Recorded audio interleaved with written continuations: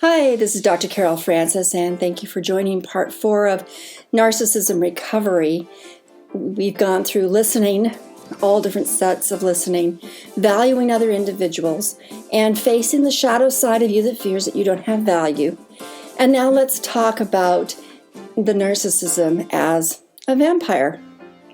One of the components of releasing yourself from the narcissism that has become your way of life is to recognize how you have used other people and sucked them dry of their resources. Whether those resources were their love, their money, their time, their business.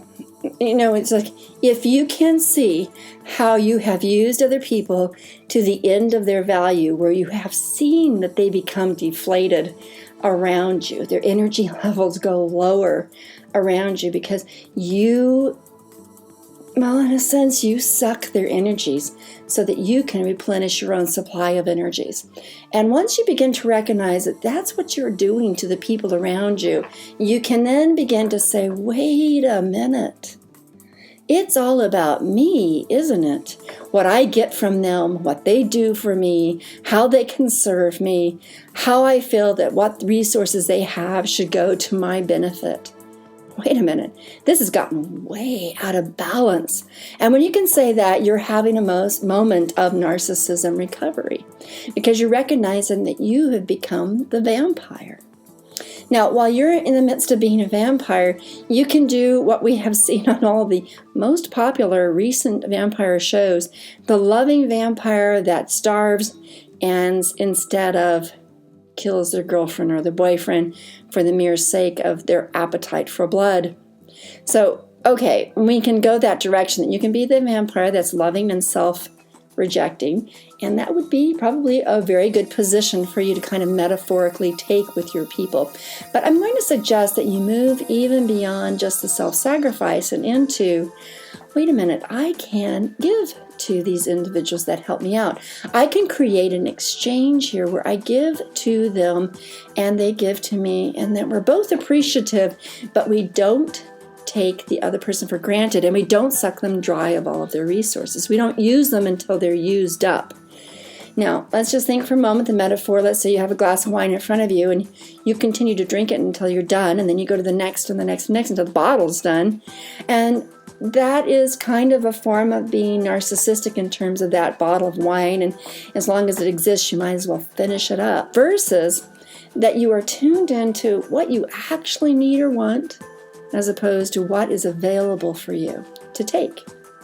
So if someone's very giving around you, and many times narcissistic individuals surround themselves by very giving, self-sacrificing individuals because actually that kind of works for this vampire type effect.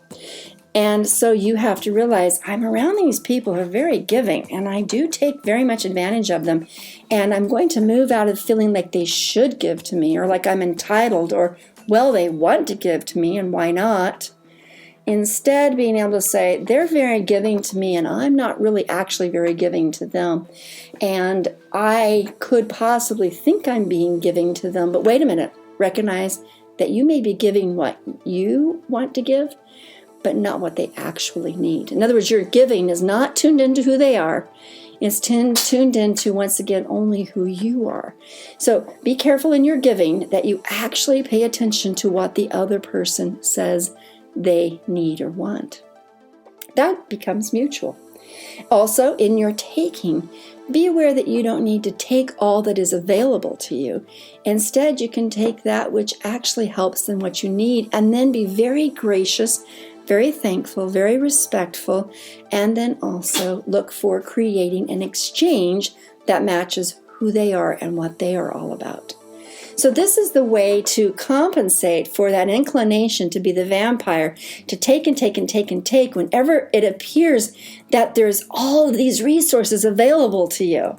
Now, in the attitude of our corporate society, the ability to build a business and to see the people that work for the company as merely the stepping stones to building the business, or to see the people that work for the company as suck them dry to the benefit of whatever this corporate consciousness is, or the dream of the creator is a form of narcissism, because it isn't looking out for the people who are working for you. You could say, well, I give them a salary. But if you're giving them a salary and then bleeding them of their life, and bleeding of them of their social life, bleeding of them of their family life, bleeding them of their health and their sleep, you are looking at them not for who they are as human beings that have value and want to give to your company, and maybe even like the creative or the contribution they give to your company's ideals. But you're bleeding them. That, number one, that's not going to work long term. It's not a sustainable model of business, even though in our society, we just replace one tired old person with another person that we're going to drain until they're tired and old, until the relationships are dead, until they are unhappy and their health is compromised. But that's very different than a company that says, I am both about my dream and about the people who will move me toward my dream. I am both about the opportunity to create a company that's amazing, and also about the people who will contribute to the ideals of this company, that they can also flourish in this collaborative sense of amazingness, if that's what they want. And remember, they get to choose if you give them actual choices. So be aware of how you create this vampire-like dynamic of sucking other people dry of their resources for some ideal or goal or personal need of your own. And step back for a moment and realize that maybe out of love, yes, you can accomplish what you have a dream to accomplish. But these other people exist too in what their dreams are. And perhaps you'll play a part in their life to help them attain what their genuine dreams are. This is a mutual awareness. And yes, you might even feel like it slows you down from your own race towards success. But remember, as soon as you move only into a perception of what is your own selfish race to success, you have embraced that narcissistic quality in you that you're trying desperately to recover from. All right, this is Dr. Carol Francis, and this is the end of part 4. Cheers.